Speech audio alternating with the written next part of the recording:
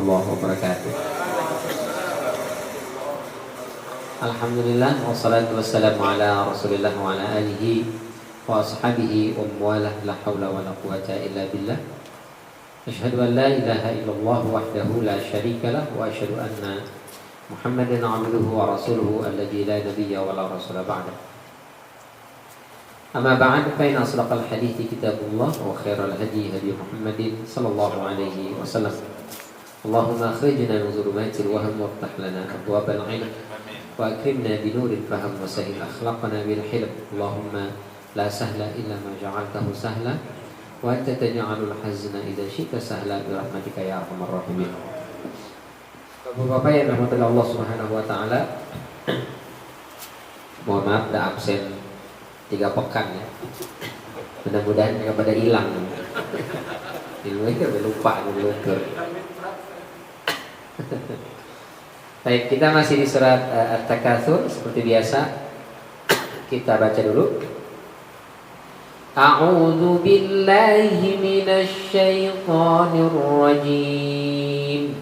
A'udzu billahi minasy syaithanir rajim. Bismillahirrahmanirrahim. Bismillahirrahmanirrahim. Alhaakumut takatsur. Alhaakumut takatsur. Hatta zurtumul maqabir. Hatta zurtumul maqabir. Kalla sawfa ta'lamun. Kalla sawfa ta'lamun. Thumma kalla sawfa ta'lamun. Thumma kalla sawfa ta'lamun. Kalla law ta'lamuna ilmal yaqin. Kalla law ta'lamuna ilmal yaqin. Latarawunnal jahim. Latarawunnal jahim. Thumma latarawunnaha 'ainal yaqin. Thumma latarawunnaha 'ainal yaqin. Thumma latus'alunna yawma idzin 'anil na'im. Thumma latus'alunna yawma idzin 'anil na'im. Shadaqallahul azim. Kemarin kita sudah sampai di ayat ketiga. Kalla saufa ta'lamun. Kelak jangan begitu, atau janganlah demikian, kelak kalian akan mengetahui. Maksudnya kata Ibnul Jauzi, manusia akan mengetahui bahwa yang dibangga-banggakan selama di dunia ternyata di akhirat sana nggak ada gunanya. Seperti Allah sampaikan dalam surat Al-Haqqah, ma aghna anni maliyah halaka anni sultaniyah. Harta yang aku bangga-banggakan di dunia ternyata nggak cukup untuk menebus diri ini dari siksa neraka, untuk menyelamatkan dan menolong dirinya dari azab Allah Subhanahu wa taala.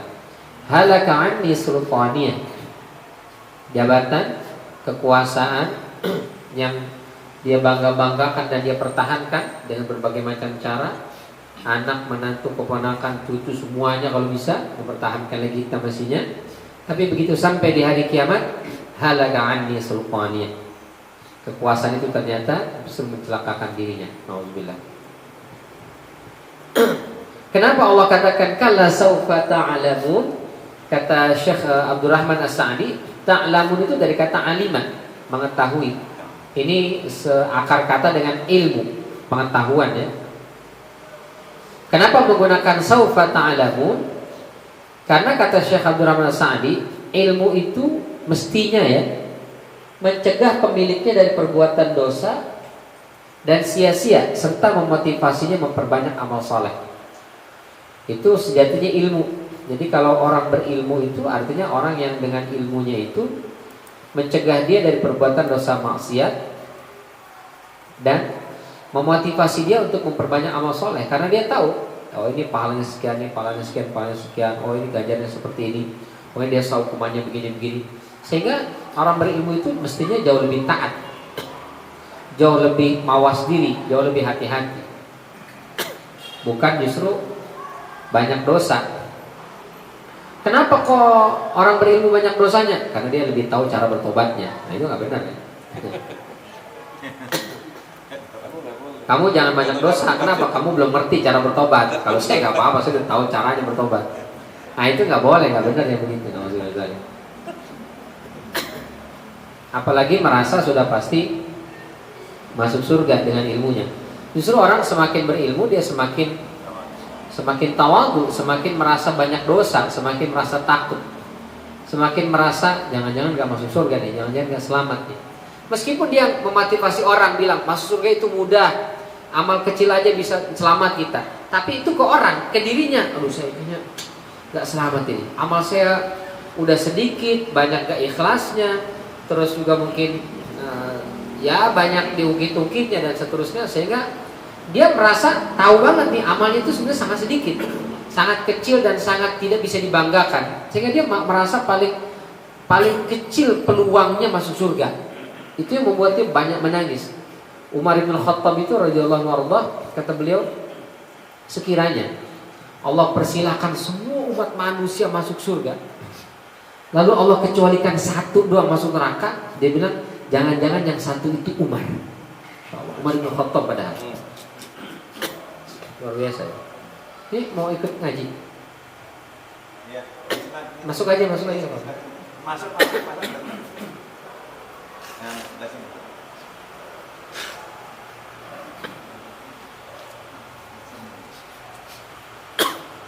Padahal Umar bin Khattab al-mubasysyaruna bil jannah. Di antara sahabat-sahabat yang sudah diinformasikan pasti masuk surga ya. Jangankan manusia, kata Rasulullah, setan aja takut sama Umar, ngibrit. Banyak ayat Al-Quran turun sesuai dengan ide Umar. Ini sahabat mulia sekali, tapi merasa paling banyak dosa. Justru mulianya di situ ya, merasa banyak dosa itu yang masya Allah ya. Karena beliau tahu, kita ini kan sebenarnya tahu lah ya, amal kita sebanyak apa, sedekah kita sebanyak berapa, keikhlasan kita setinggi apa. Kita itu nyadar diri sebenarnya. Sehingga mohon maaf ya, kalau mau jujur sih kita kayaknya itu susah itu masuk surga. Jadi kalau ditanya, kamu masuk surga gak? Kayaknya nih kalau mau jujur kayaknya sih. Aduh berat nih gitu. Untuk bukan motivasi, untuk ngingetin diri ini bahwa ini banyak dosa, banyak salah gitu. Tapi nggak boleh kita pesimis kan, kita tetap harus optimis. Tapi kita belajar dari Umar bin Khattab, karena beliau semakin berilmu semakin merasa dirinya banyak dosa, sehingga memotivasi untuk perbanyak amal.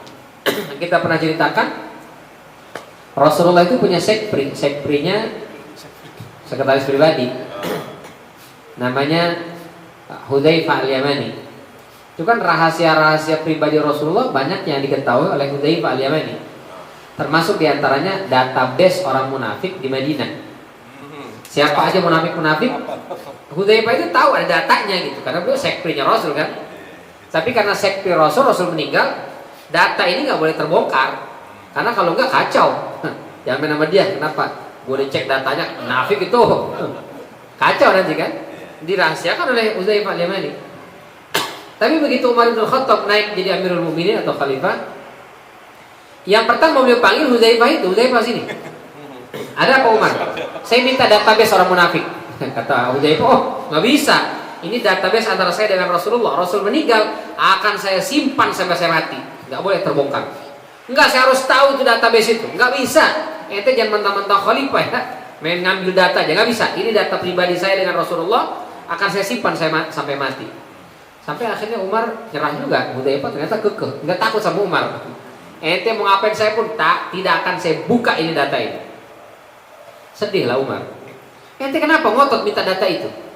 Kata Umar bin Khattab, saya mau data itu, saya mau cek satu-satu. Jangan-jangan ada nama Umar di situ, Hudzaifah. Insyaallah. Apa kata Hudzaifah? Umar, ente kalau pengen minta data ini, nggak akan saya bongkar. Tapi kalau ente mau nanya, ada nggak nama Umar dalam database itu? Saya katakan namamu bersih, tidak ada di situ. Langsung kata Umar, alhamdulillah. Cukup Hudzaifah, udah ini aja kan. Jadi nggak dibongkar nggak apa-apa. Yang penting saya udah tahu nama saya ada nggak di situ. Masya Allah. Kita kira-kira ada yang begitu ya. Begitu baca ayat tentang orang munafik, cocok banget yang rumah di Junggang ini. Ini dia pisah itu emang nih.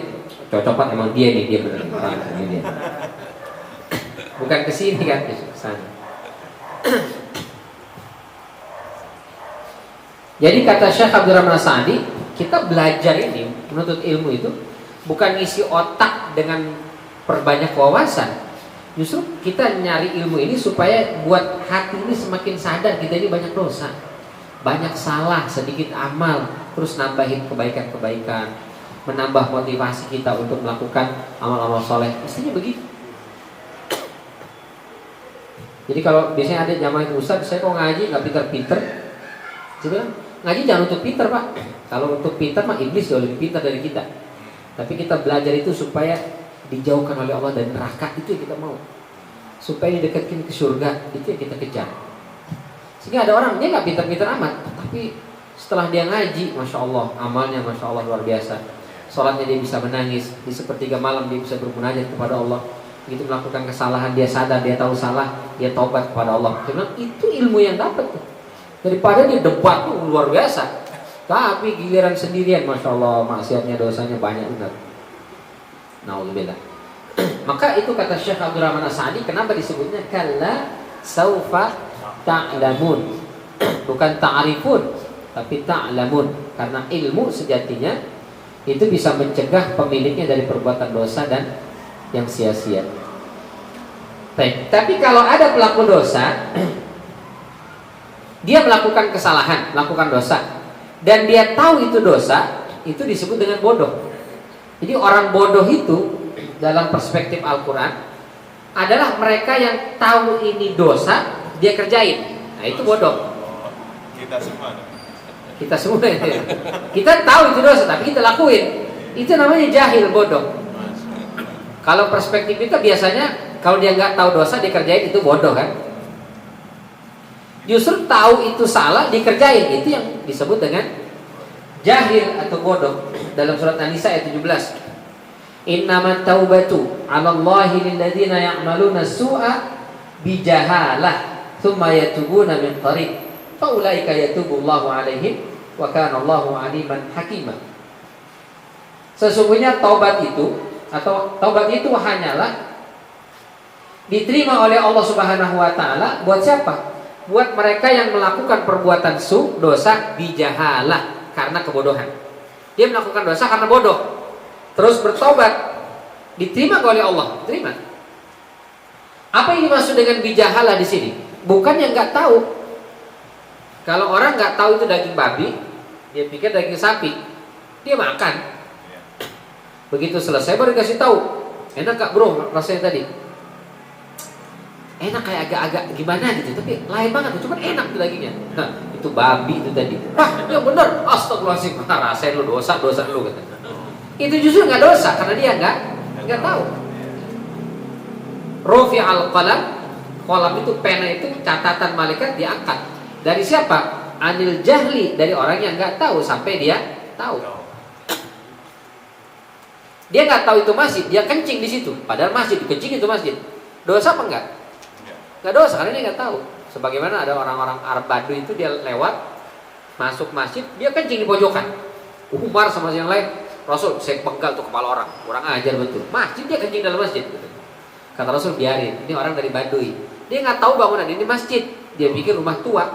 Karena zaman Rasul kan masjid itu tembok tingginya cuma sepinggang laki dewasa, atapnya itu langsung langit. 5 meter di depan ada daun rumbia atau pelepah kurma, 5 meter di belakang ada, tapi tengah-tengah itu langsung langit. Temboknya nggak ada, apalagi kipas angin AC mana ada.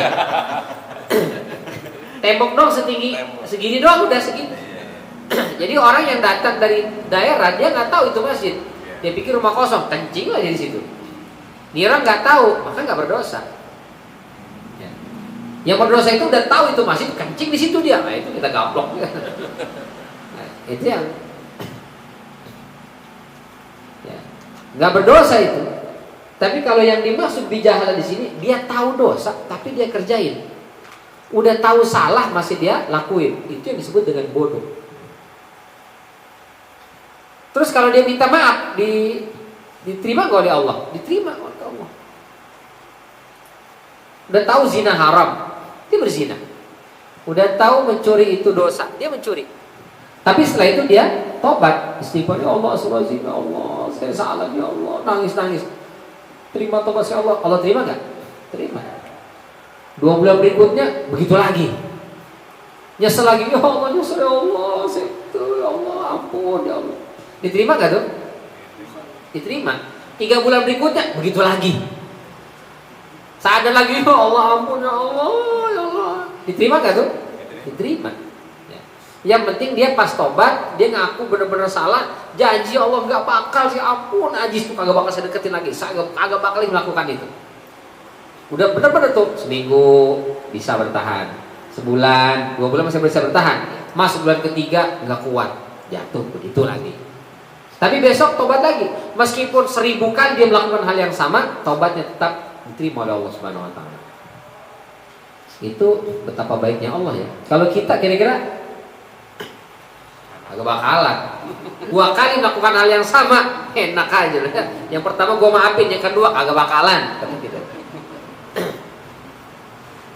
Tapi Allah, innallaha tawwabun rahim. Tawab maha menerima taubat, rahimnya itu tuh ya, berkali-kali kita melakukan kesalahan yang sama, berkali-kali kita minta ampun, berkali-kali kita balik, tetap Allah terima taubatnya. Itulah rahimnya Allah. Baik. Di surat Al-An'am ayat 54 juga, wa idza ja'aka alladziina yu'minuuna bi ayatina, apabila datang kepadamu ya Rasul orang yang beriman kepada ayat-ayat kami. Masya Allah, ini betapa sayangnya Allah kepada kita orang-orang beriman ya. Datang ketemu Rasul, mestinya yang ngucapin salam, yang didatengin apa yang datang. Misalnya kita lagi duduk nih, ada orang datang, yang ngucap salam kita ke dia atau dia ngucap salam ke kita? Mestinya yang datang kan, dia baru datang nih, dia ucap salam, assalamualaikum gitu. Tapi ayat ini, wa idza ja'aka, apabila datang kepadamu alladzina yu'minuna bi ayatina, orang-orang yang beriman kepada ayat-ayat kami, faqul, maka ucapkanlah ya Rasul kepada orang yang datang itu, salamun alaikum, ucapin salam, insyaallah. Terus kasih tahu sama dia, kataba rabbukum ala nafsihi rahmah, Allah sudah menetapkan atas dirinya sifat rahmah. Apa bentuknya? Annahu, bahwasanya man amila minkum su'an, siapa di antara kalian melakukan perbuatan dosa bijahalah, disebabkan karena kebodohan, tsumma taba min ba'dihi, setelah itu dia sadar dia salah, lalu setelah itu dia bertaubat, wa aslaha, dan dia memperbaiki diri, fa annahu ghafurur rahim, maka sesungguhnya Allah Maha Pengampun lagi Maha Penyayang. Masya Allah.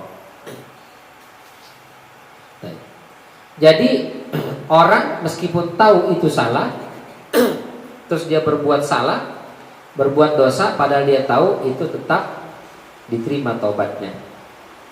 Dan itulah disebut dengan kebodohan. Jadi siapa orang pintar itu? Orang pintar itu tahu salah, dia tinggal. Tahu nggak benar, dia jauhi. Tahu benar, dia kerjain. Itu orang pintar. Itu orang yang berilmu gitu. Jadi orang berilmu itu bukan yang punya pengetahuan, tapi pengetahuannya menggiring dia meninggalkan perbuatan salah, memotivasi dia untuk melakukan kebenaran. Itulah sejatinya orang berilmu. Maka Allah sebut dalam surat Fatir ayat 28 itu, orang yang takut kepada Allah itulah yang berilmu. Wa minan nasi wad dawabi wal an'ami mukhtalifun alwanuhu kadzalik.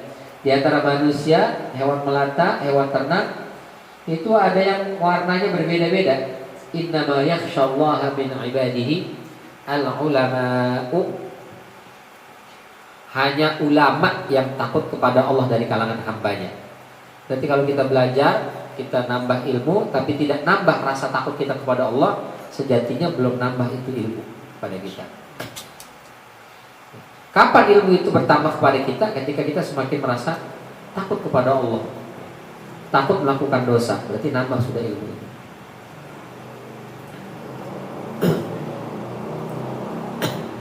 Maka ilmu itu tepatnya di kolbu dia, bukan di kepala. Ya, kalau di kepala sekedar wawasan aja. Kalau wawasan, ya yang wawasannya luas, hari ini sih masih Google ya. Apapun kita tanya sama Google tahu. Sampai bakso terenak di Cirende tahu tuh Google. Kita tanya itu tahu aja tuh, masya Allah.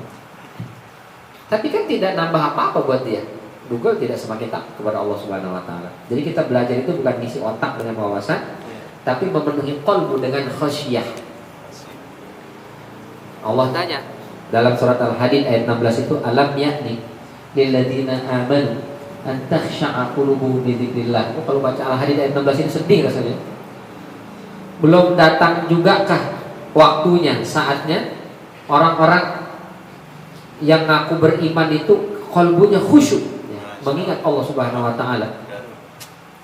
Wa ma nazala minal haqq wa la yakunu kalladzina utul kitaba min qabl. Jangan sampai seperti orang-orang terdahulu. Orang-orang terdahulu mereka pengikut Nabi Musa, Nabi Isa, banyak yang pintar-pintar. Tapi karena fatala alaihimul amad, meninggalnya Nabi Musa sebelum lahirnya Nabi Isa, itu ada rentang waktu yang panjang. Nabi Isa meninggal, setelah itu sebelum lahir Nabi Muhammad ada rentang waktu yang panjang. Ada waktu di mana mereka ditinggal oleh Nabi Musa alaihissalam. Nah, kekosongan masa ini tidak ada Nabi membuat qasat qulubuhum, qalbu mereka mengeras. Nah, jangan sampai kita begitu juga. Karena Nabi sudah meninggal 14 abad yang lalu, sudah nggak ada Nabi, akhirnya kemudian merasa sombong, merasa takabur, merasa ujub, qalbunya keras, nggak bisa dinasehatin, nggak bisa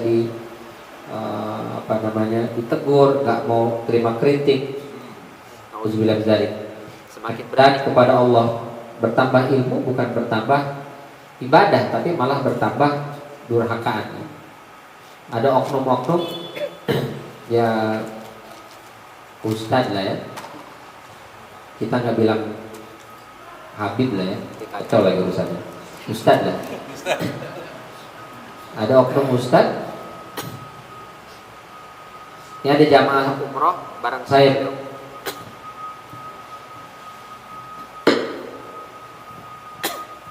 Ada jamaah, beliau suka umroh dengan travel, tapi kalau bareng saya enggak. Istri anaknya pernah umroh, tapi beliau enggak. Cuma beliau berapa kali minta saya ngisi kajian tabligh akbar lah di masjid dekat rumahnya. Itu pernah ngisi saya dengan oknum ustadz itu ngisi tabligh akbar. Setelah itu dia bilang, Ustaz, aneh mau dia bawa dia tuh umroh. Akhirnya berangkat umroh bareng sama dua orang, terus ustadz dua orang. Ustadz. Pulang cerita dia, kapok, Ustaz kapok buat orang. Kenapa Pak? Masya Allah. Kita pikir dia tuh ibadahnya paling kencang, sholat fardu aja gak ke masjid gitu. Gak tahu sholat apa kagak tuh orang. Masya Allah. Oknum tapi oknum ya, oknum. Masya Allah. Itu berarti ilmunya ya belum mengajak dia untuk taat kepada Allah Subhanahu Wa Taala. Maka disebutnya jahil. Itu orang jahil. Tapi dia pintar kok. Justru pinternya itu, pengetahuannya itu tidak membuat dia semakin dekat kepada Allah. Itu disebut dengan jahil. Tsumma kalla saufa ta'lamun. Kemudian jangan begitu. Saufa ta'lamun, kelak. Jadi kalau tadi ya. Kalau saufa juga dia, saufa ta'lamun. Di ayat keempat saufa ta'lamun. Sama ya. Maka sebagian ulama mengatakan karena ini sama, berarti kalau dia diulang maknanya adalah taukid, yaitu penguat dan penekanan.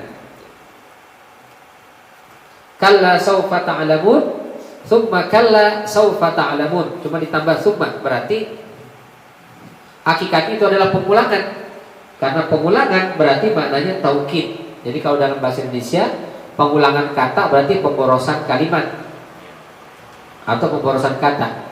Tapi dalam bahasa Arab atau bahasa Al-Quran, diulang maknanya adalah taukid, untuk penekanan, penegasan, dan penguat statement. Tapi kata Ali radhiyallahu anhu, bukan, ini bukan taukid, karena dua ayat ini sebenarnya berbicara pada dua konteks yang berbeda. Kata beliau, yang pertama tadi ayat ketiga, kalla saufa ta'lamun, itu di alam kubur. Jadi orang yang sombong dengan harta, sombong dengan jabatan, sombong dengan aset dan seterusnya itu dia akan tahu yang dia banggakan itu tidak berguna. Kapan? Kalau dia masuk ke dalam liang lahat, masuk dalam kubur, udah mati. Itu ayat ketiga. Sementara ayat keempat ini adalah ketika dia berada di mahsyar atau di neraka, jadi setelah kiamat. Berarti berbeda, kata Ali radhiyallahu anhu, sebagaimana dikutip oleh Syekh Muhammad Amin Asy-Syamqiti dalam kitab Adwaul Bayan.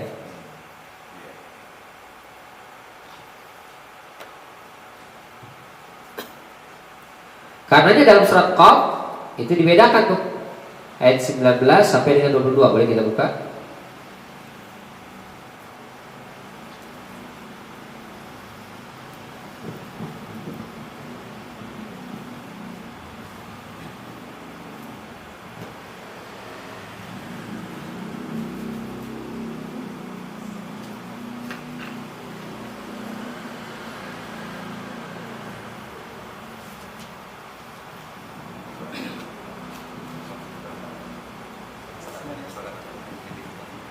Dari 19 sampai 22. A'udzu billahi minasy syaithanir rajim. Wa ja'at sakratul maut bil haqq. Dzalika ma kunta minhu tahid. Wa nufikha fis sur. Dzalika yaumul wa'id.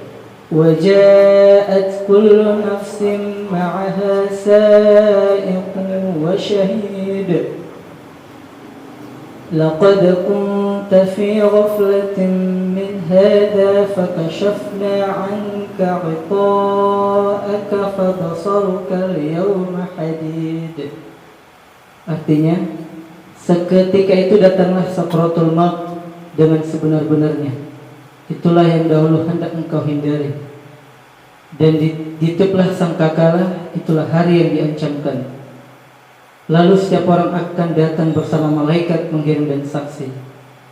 Sungguh kamu dahulu benar-benar lalai tentang peristiwa ini, maka kami singkapkan penutup matamu, sehingga penglihatanmu pada hari ini sangat tajam. Ya. Jadi ketika mati, meninggal manusia itu akan diperlihatkan nasib dia. Sehingga kalau kata Imam Qurtubi, orang yang pelaku dosa maksiat itu nggak mau keluar ruhnya tuh, karena dibuka, dikasih lihat. Jadi pas ditarik ke ruh itu, ya, ketakutan. Ditarik dari kaki, dari ujung jemari naik ke betis, pinggang, terus sampai sini. Itu dia nggak mau bertahan, nggak mau keluar. Karena saking takut dia. Baterainya bisa.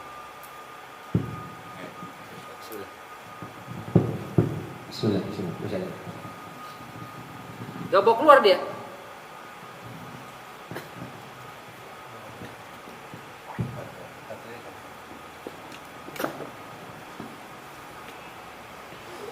Karena takut, dikasih lihat, disiksa, di apa segala macam, digergaji, mungkin ditombak, mungkin di segala macam itu. Dia nggak mau keluar jadinya.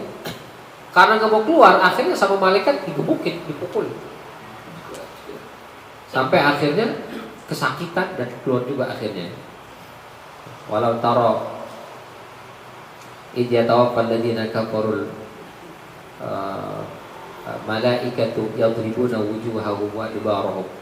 Kalau kalian melihat bagaimana orang-orang kafir mati, kata Allah Subhanahu wa taala, itu malaikat maut itu mukul, gebukin tuh jenazah itu, wajahnya bagian depannya dan bagian belakangnya, sampai hancur berkeping-keping. Auzubillah. Kenapa? Karena diperlihatkan. Begitu dia mati, masuk di alam kubur, baru dia merasa, ya Allah iya nih, ternyata semua yang saya bangga-banggakan gak ada gunanya. Semua ditinggalkan. Terus nanti setelah ditiup sangkakala, di ayat 22-nya, laqad kunta fi ghaflatin min hadza. Kau dulu lalai tentang peristiwa pada hari ini di padang mahsyar. Fakashafna 'anka ghita'ak. Maka kami singkap yang menutupi penglihatanmu. Fabasarukal yauma hadid. Maka penglihatanmu pada hari ini sangat tajam.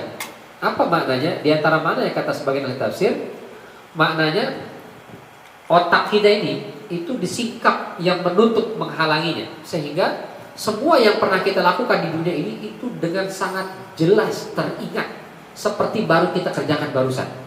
Semua amal yang kita lakukan dari sejak kita akhir balik sampai kita meninggal itu semuanya teringat, nggak ada kelupaan sama sekali. Kalau sekarang kita kan udah banyak lupanya ya. Jangankan perbuatan kita yang waktu 10 tahun yang lalu, kadang-kadang tadi paginya udah lupa. Jadi apa yang tadi pagi ya? Udah lupa. Kenapa lupa? Karena ada penutupnya itu di sini yang membuat kita lupa. Nah besok hari kiamat kata Allah, fakashafna anka ghita'ak. Kami sikapkan itu, kami singkirkan penutup itu.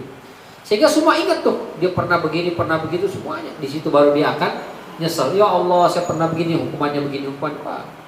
Disitulah dia akan mengetahui. Ini kata Ali radhiyallahu anhu warda, bahwa ayat 4 ini adalah maknanya setelah hari berbangkit. Sementara ayat ketiga ketika dia berada di alam kubur. Kata Ibnu Jauzi, yang pertama ketika sakratul maut, yang kedua ketika memasuki barzakh. Kalau Ibnu Jauzi, ayat ketiga tadi itu pas sakratul mautnya tadi itu, ya diperlihatkan nasib dia. Jadi ketika meninggal itu mata itu ngeliatin, ya, ketakutan. Jadi ada orang meninggal, mohon maaf ya kalau mata terbuka sih hampir semua orang meninggal mata terbuka, karena kan mengikuti ruh ya, ditarik naik terus ke atas, maka mata terbuka karena mengikuti ruh. Tapi ada tatapan ketakutan dan ada melotot ya biasa aja. Jadi orang ada melotot tapi nggak ketakutan. Ada yang melotot ketakutan, kita bisa lihat tuh, ketakutan. Nauzubillah min dzalik, yaitu kata Imam Qurtubi dan juga Ibnu Jauzi, karena ketika mati itu ditarik jasadnya, dia diperlihatkan nasib dia besok. Orang-orang beriman diperlihatkan tuh di surga dengan bidadari, dengan keindahan-keindahannya, fasilitasnya, semua dia lihat itu. Makanya kita cepetan malaikat mau cabut nyawa saya, cepetan cabut. Jadi tadi cepetin. Ntar orang kafir teriak-teriak, oh jangan, nggak mau keluar. Nah setelah dicabut jenazah ini, selama jenazah belum dikebumikan, maka malaikat itu bukan nakir, belum menanyakan kepada jenazahnya itu atau ruhnya itu. Kapan ditanya oleh malaikat bukan nakir? Ketika jasadnya sudah dimasukkan ke dalam liang lahat. Makanya jenazah itu kalau dia beriman, itu dia minta cepat-cepat tuh, cepat segerakan dikebumikan, segerakan untuk dimasukkan ke dalam liang lahat. Karena dia akan mendapatkan kenikmatan di alam kubur. Sementara jasad pelaku dosa maksiat, kalau bisa tunda, tunggu adik gue belum datang tuh, tunggu keponakan gue pada kumpul, kalau bisa 3 hari lagi baru dikubur. Karena kalau dia dimasukin liang lahat, dia akan ditanya. Jadi jenazah orang beriman pengen disegerakan, sementara orang kafir gak mau. Karena dia tahu kalau masuk alam barzakh, digaplok sama malaikat. Man rabbuka? Langsung pam, tabok. Nauzubillah min dzalik. Kalau nabok orang biasa. Nabok malaikat. Yang naboknya malaikat. Kalau dunia tabok orang lama-lama kebal ya. Maka itu dalam surat Al-Munafiqun Allah sebutkan di antara penyesalannya manusia itu adalah dia tidak bersedekah, tidak mau bersedekah. Maka setelah dia didatangi malakul maut, ya, dicabut nyawanya, di situ dia langsung lihat, langsung tahu tuh, maka dia minta ditunda. Kita buka surat Al-Munafiqun ayat 10.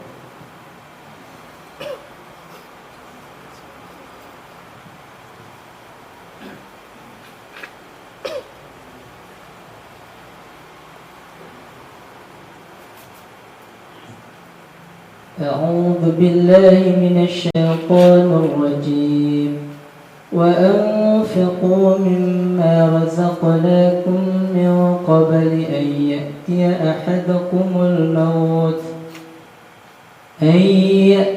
أحدكم الموت فيقول رب لولا أخرتني إلى أجل قريب فيقول رب لولا أخرتني إلى أجل قريب فأصدق وأكن من الصالحين.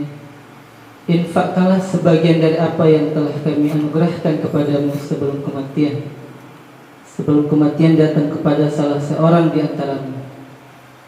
Dia lalu berkata sambil menyesal, ya Tuhanku, sekiranya engkau berkenan menunda kematianku sedikit waktu lagi, aku akan dapat bersedekah dan aku akan termasuk orang-orang yang soleh.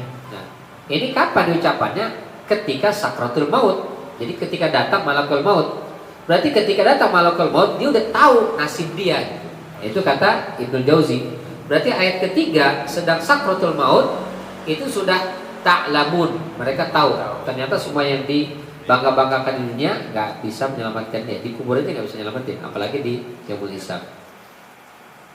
Maka itu kemudian dia menyesal dan minta dipending. Ya Allah, kasih kesempatan 2 hari lagi dah.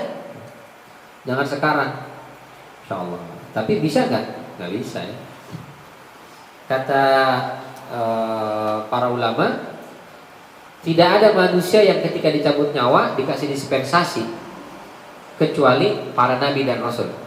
Para nabi dan rasul begitu malakul maut datang, malakul maut itu apa namanya? Kulonuwun ya. Nanya dulu, assalamualaikum nabi, assalamualaikum ya rasul, waalaikumsalam. Kamu siapa? Saya malakul maut. Ngapain? Ya nyabut nyawa lah, mereka mau ngapain? Jadi saya ditugaskan oleh Allah untuk mencabut nyawamu. Hari ini kau sudah habis jatah hidupmu. Apakah mau dicabut sekarang atau mau ditunda? Jadi Allah ngasih pilihan.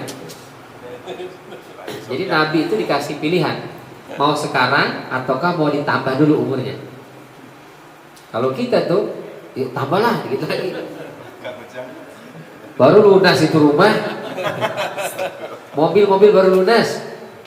Apalagi kalau yang baru nikah lagi kan, yuk Allah baru nikah lagi nih, siapa? Masa langsung meninggal, tunggulah. Tapi semua nabi mengatakan ilar rafiqil a'la. Saya milih langsung sekarang aja, gak usah ditambahin lagi. Insyaallah. Kecuali satu, Nabi Musa alaihissalam. Nabi Musa alaihissalam begitu malakul maut datang mau mencabut nyawanya, malaikat maut Nabi Musa mengatakan tunggu, jangan cabut sekarang. Berikan aku kesempatan. Oke, Allah kasih dispensasi. Mau berapa tahun lagi Musa? 10 tahun, 20 tahun? Enggak. Izinkan aku berjalan dari sini sampai ke tanah haram, Masjidil Aqsa. Nanti kalau sudah masuk di tanah haram, cabut nyawaku. Jadi Nabi Musa AS minta ditunda karena beliau ketika mau dicabut itu sedang berada di luar tanah haram dan beliau ingin meninggalnya di tanah haram. Maka coba-coba langsung pulang ke Masjidil Aqsa. Begitu masuk sejengkal dong, baru masuk sejengkal selangkah, tapi kakinya sudah masuk ke tanah haram, langsung dicabut nyawanya oleh malaikat maut. Matilah beliau atau meninggalnya beliau di tanah haram. Ke Nabi Musa. Nah, kalau kita nggak bisa begitu. Mau dicabut nyawa kita sama malaikat tunggu, saya mau sholat isya dulu ya. Dari tadi ngapain aja mas? Ini udah jam 10.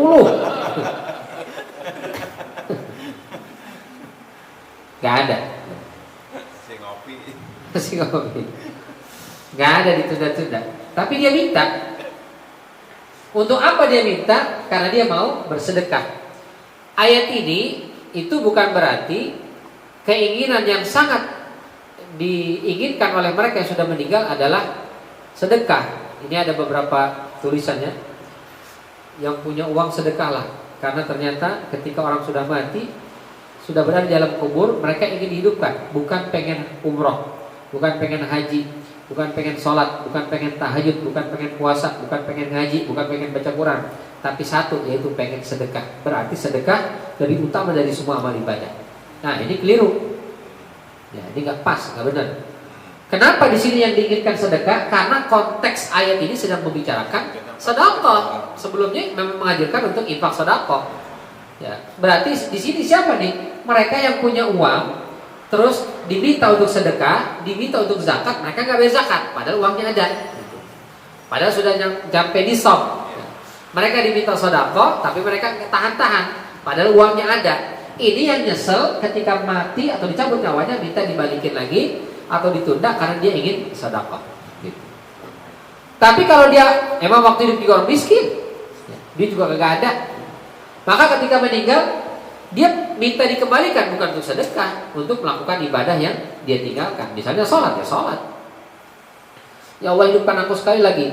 Supaya apa? Supaya aku sholat. Berarti dia waktu dunia lalai sholat.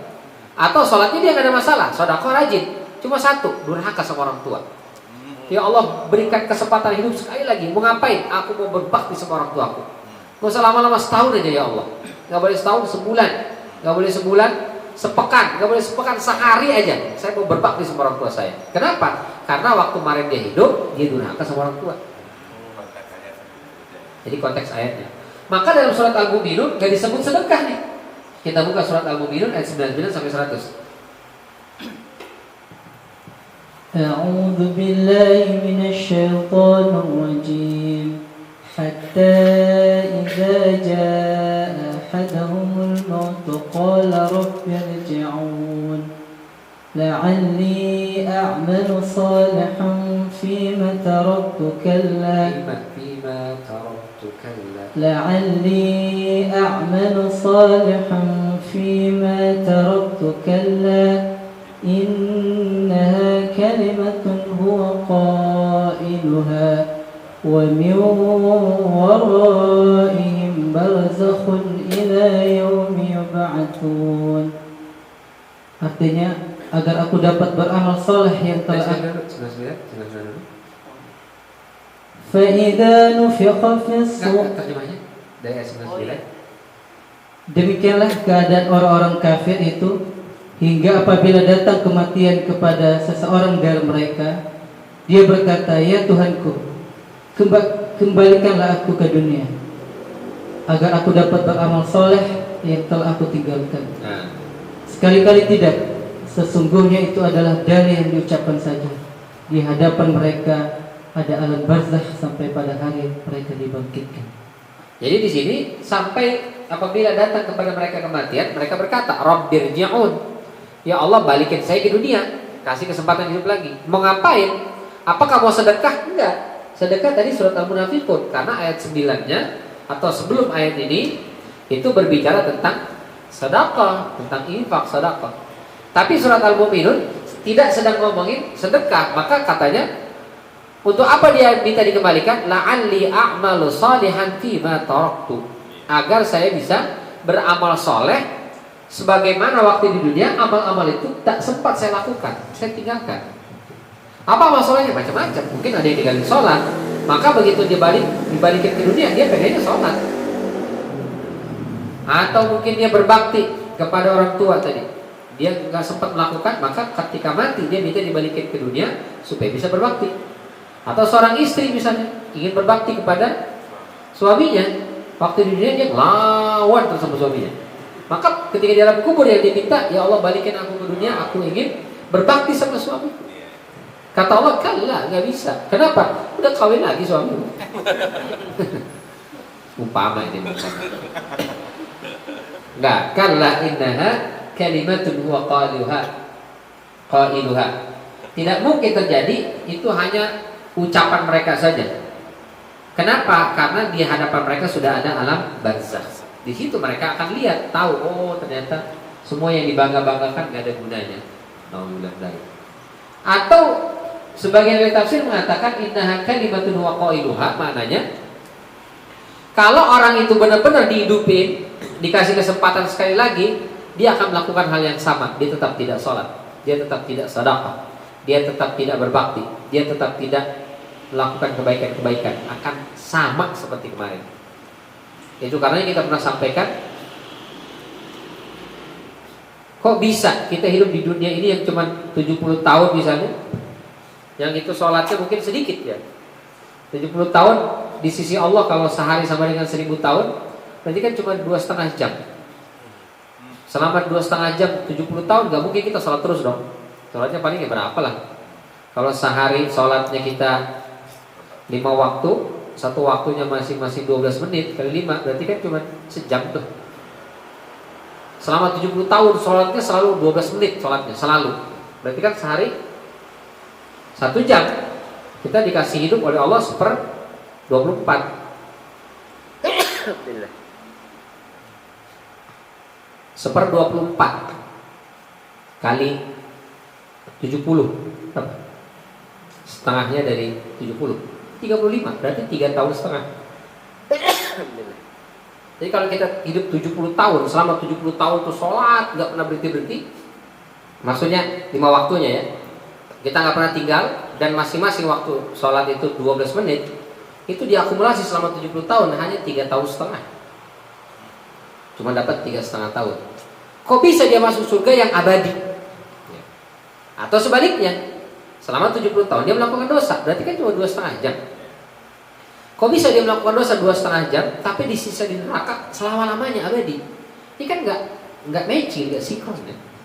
Amal sedikit abadi di surga, dosa sedikit cuma 2,5 jam di sisi Allah itu.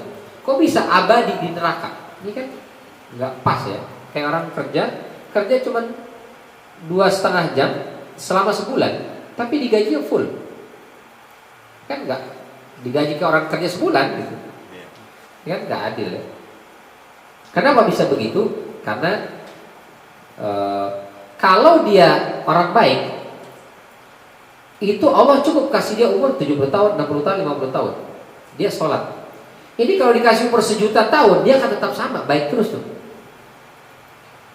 Sehingga Allah sudah tahu, ini orang dia tetap sholat, maka oleh Allah dicabut umurnya 50 tahun cukup. Karena kalau dikasih umur 5 juta tahun pun, dia tetap sama, rajin sholat juga.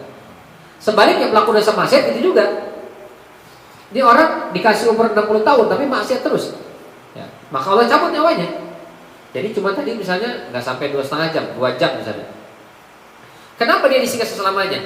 Karena kalau dia dikasih umur selamanya, dikasih hidup 1.000.000 tahun, 1.000.000 tahun itu dipakai maksiat juga sama dia gitu. Kalau dia hidup di dunia sampai 10 abad pun, dia akan maksiat selama 10 abad. Sehingga Allah udah tahu, cukup 50 tahun, matiin aja lah ya, ngapain kelamaan di dunia ini orang. Brengsek juga di orang, matiin aja. Nah itu. Jadi innaha kalimatun huwa qailuha, artinya itu omong kosong aja itu. Kalau benar dia dibalikin ke dunia, dia akan tetap melakukan perbuatan dosa dan maksiat yang sama. Waliyadzubillah. Jadi kapan orang tahu bahwa semua yang dia bangga-banggakan tidak berguna? Pertama, ketika sakratul maut, kata Ibnu Jauzi. Yang kedua, ketika dia memasuki alam barzakh. Di situ baru dia akan menyesal. Tapi penyesalan di 2 waktu ini adalah penyesalan yang tidak ada gunanya. Maka itu selalulah kita belajar untuk mengetahui, oh saya banyak dosa nih, sedikit amal saya. Sehingga ketika kita masih di dunia udah sering menyesal. Sehingga setiap hari kita selalu menyesali perbuatan dosa kita, lalu bertobat, mohon ampun kepada Allah. Sehingga mudah-mudahan semua dosa-dosa kita sudah diampuni oleh Allah Subhanahu wa taala. Sehingga ketika kita datang menghadap Allah sudah dalam kondisi bersih tanpa dosa, insyaallah. Amin ya rabbal alamin. Ini barangkali yang bisa kita bahas di kesempatan malam yang mulia ini.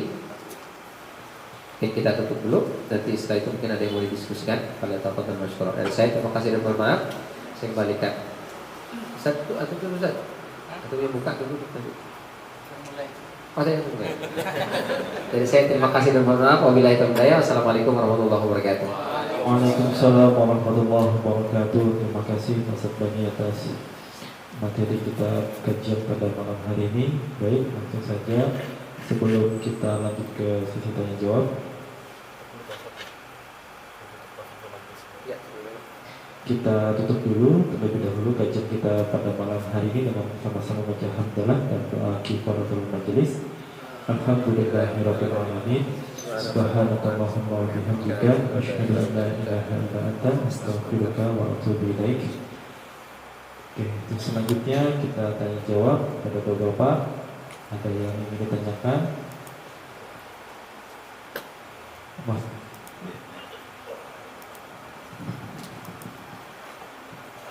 Assalamualaikum warahmatullahi wabarakatuh. Assalamualaikum warahmatullahi wabarakatuh. Izin bertanya Pak. Ya. Ini kejadiannya sebenarnya di kantor. Ada pertanyaan. Di kantor saya itu kan agamanya nggak cuma hanya Muslim, ada non Muslim juga. Nah, di satu saat itu saya pernah ngobrol sama orang kantor bahwa kita alat-alat kantor itu kan semua jadi satu, microwave, piring, minuman itu jadi satu. Nah, saat itu saya makan siang, saya dengar dengan ngobrol sama teman saya yang Muslim. Dia pernah bilang ada orang kantor yang tidak sengaja pakai piring, dia makan dan di piring kantor.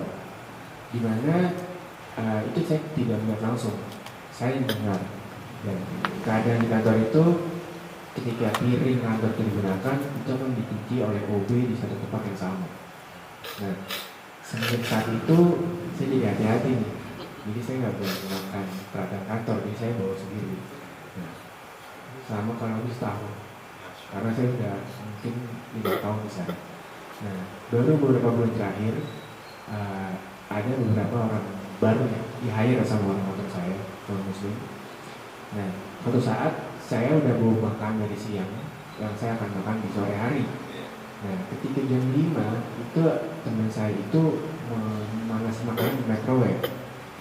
Itu baunya parah-parah tuh, wah enak nih. Nah, terus pada minta nih, kebetulan dia aware, jangan, ini babi kecap. Wah, itu pas dengar seperti itu jelas tuh kan di pendengaran saya kan, oh berarti. Nah, terus manajemen pada lihat semua, ya orang-orang yang tanggung jawab di situ karena kita punya general affairs sendiri yang ngurusin kantor. Nah, akhirnya saya nggak jadi menganasin makanan, jadi biarnya dingin ya. Nah, akhirnya saya coba beraniin diri untuk ngomong ke manajemen untuk ini masalah microwave-nya dijadikan sama babi. Yang saya tahu 2 pilihan, beli microwave baru, lalu yang lama dikasih tahu ini khusus untuk yang halal, atau cuci bersihin sesuai syariat, lalu email ke orang bahwa kalau mau makanan babi jangan dibahas di sini. Nah, sampai berita itu saya bilang ke manajemen, itu tidak ada pihak bahwa kita udah diputuskan atau belum.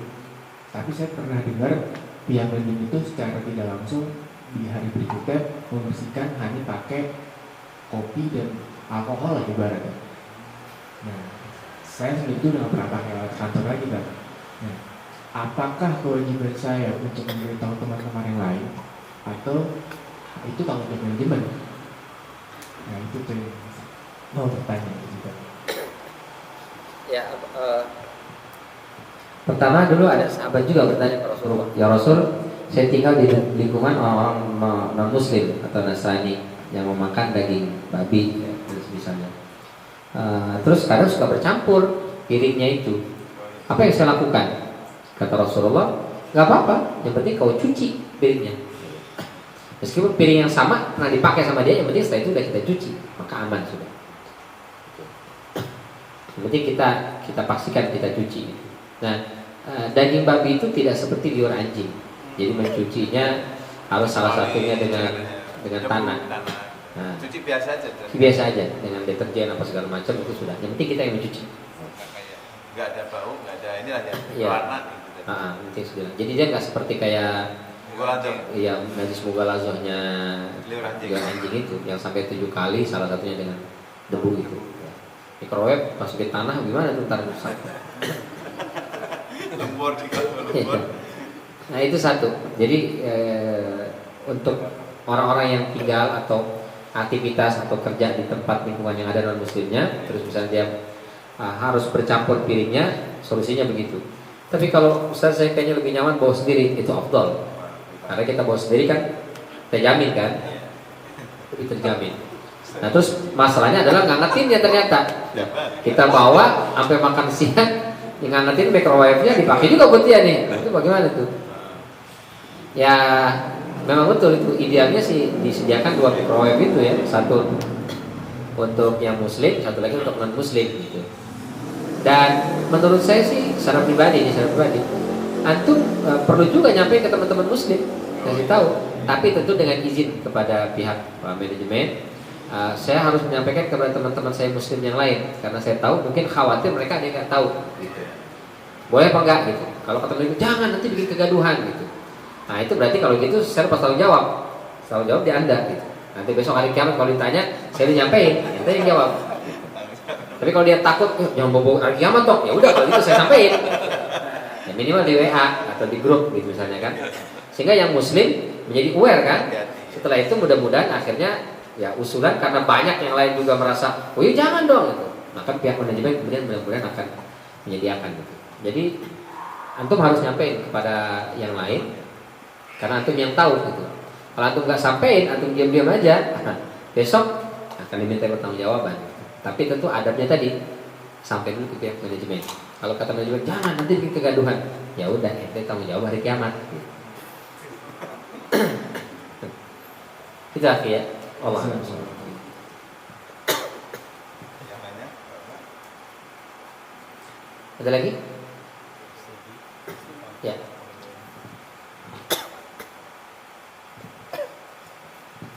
Assalamualaikum warahmatullahi wabarakatuh. Izin bertanya Ustaz, Ya. tadi Ustaz terangkan tentang alam barzah ya, Nah. bahwa orang yang matinya dalam keadaan beriman tentu dia ingin segerakan gitu kan untuk dikebumikan. Lalu sebaliknya orang yang bermaksiat meninggalnya dia menolak gitu untuk dikebumikan karena dia tahu kan ketika dia masuk ke alam barzah dia akan mendapatkan siksa gitu. Lalu barzah itu sendiri pertanyaannya apakah memang dikubur di alam kubur? Bagaimana dengan orang yang meninggal tapi tidak dikuburkan, misalkan dia dikubur di hutan atau apa, itu di mana itu? Atau di laut apa mungkin? Pesawat. Nah, kita akan di pesawat atau apa? Apakah perlakuannya sama gitu dengan barzah yang dalam kubur itu atau bagaimana? Ya. Yang di bawah tanah itu ya. Nah, itu apa barzah itu selalu tanah atau bagaimana? Alam kubur, alamnya. Ya, jazakallahu khair. Jadi yang mengalami peristiwa barzah itu bukan jasad, tapi ruh ya. Kita buka ayatnya.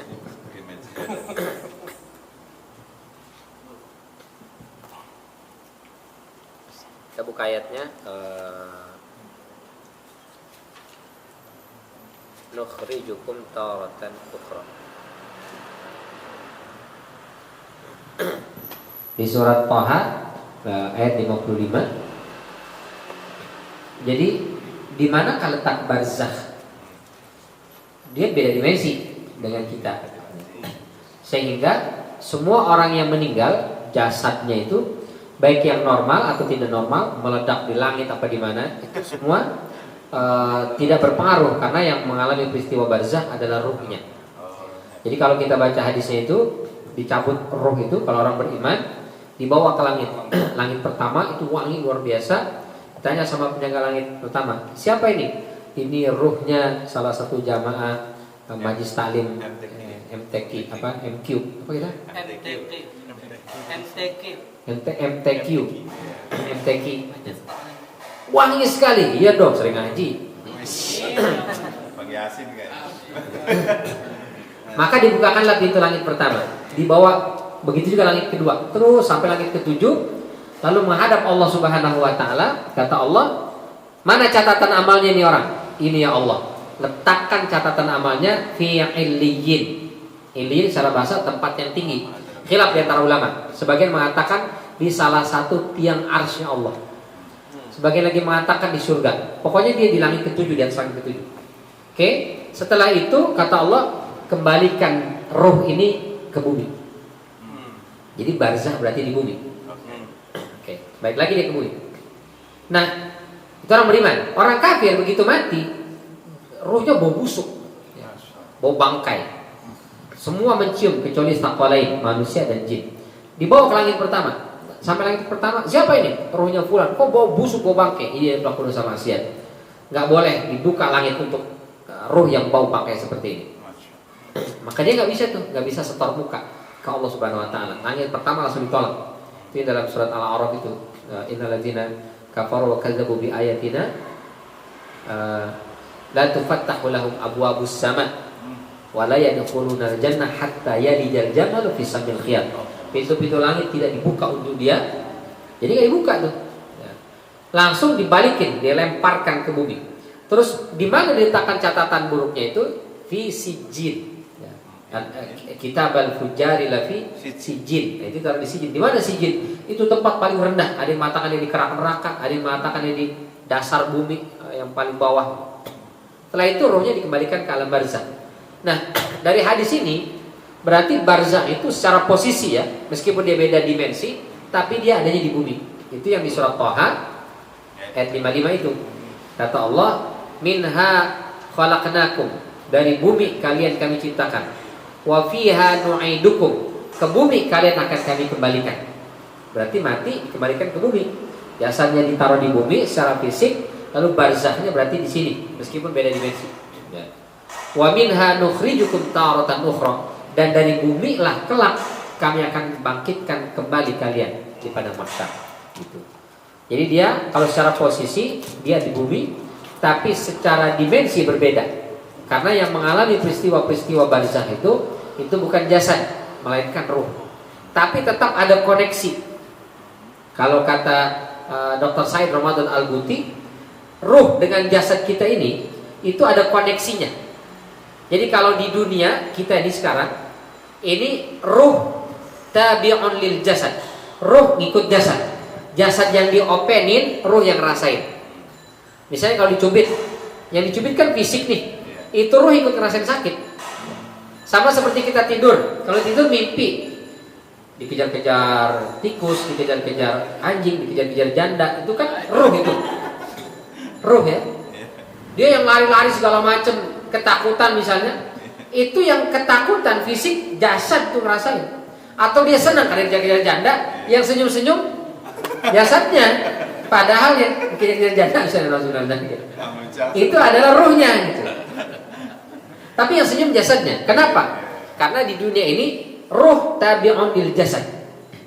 Itu ruh ngikut jasad. Tapi ketika meninggal kebalikannya, jasad yang tabi'un lir ruh. Jasad ikut ruh. Ruh yang diopeni, jasad yang ikut merasakan sakit gitu. Jadi dia ikut, masih ada koneksinya itu. Maka dan itu setelah dikebumikan tadi ya. Nah, bagaimana kalau tidak dikebumikan? Dia sebenarnya meninggal di udara, dia pasti akan ada saatnya jatuh itu bisi gitu ke tanah lagi. Meninggal di lautan, meskipun berkeping-keping, dia akan jatuh juga ke bumi. Di lautan juga masih bagian dari tanah. Jadi sebenarnya semuanya akan kembalinya ke tanah. Tinggal jasadnya utuhkah dan masuk ke tanahnya ataukah hancur berkeping-keping gitu. Itu barangkali alam shawab. Cukup barangkali? Ya, selebihnya kita